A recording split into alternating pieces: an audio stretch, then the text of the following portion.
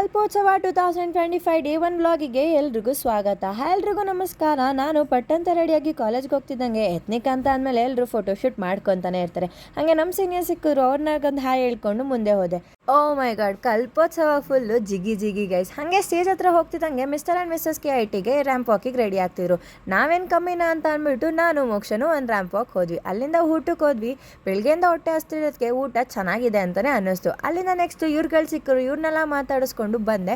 ಇವ್ರುಗಳಂತೂ ಮಸ್ತಾಗಿ dance ಆಡ್ತಿದ್ರು. ಆ ಡ್ಯಾನ್ಸ್ನ ನೋಡಿಕೊಂಡು ಸೀದಾ ನಾನು ಹಾಸ್ಟೆಲ್ ಕಡೆಗೆ ಹೊರಟೆ.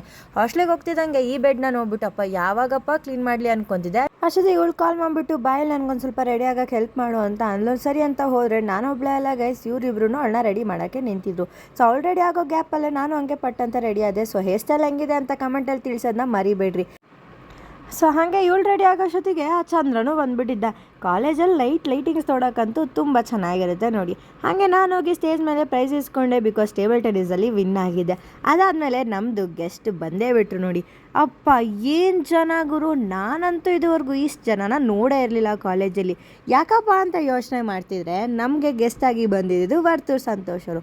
ಅವರಂತೂ ಆಡು ಭಾಷೆಯಲ್ಲಿ ನಮಗಂತೂ ಸಖತ್ತಾಗಿ ಸ್ಪೀಚ್ ಕೊಟ್ಟರು. ಫುಲ್ ಎಲ್ಲರೂ ಇನ್ಸ್ಪೈರ್ ಆದರು. ಅದಾದಮೇಲೆ ನಮ್ಮ ಕಮ್ಮದ್ರಂಗಯ್ಯ ಅವರು ಸಾಂಗ್ ಆಡಿದ್ರು. ಸೊ ಅವ್ರು ಸಾಂಗ್ ಆಡಿದಾಗ ನಾವು ಡ್ಯಾನ್ಸ್ ಆಡೋಕ್ಕಾಗಲ್ಲ ಅಂತ ಹೇಳೋಕ್ಕಾಗುತ್ತೆ. ಸೊ ನಾವು ಹಂಗೆ ಆಡಿದ್ವಿ.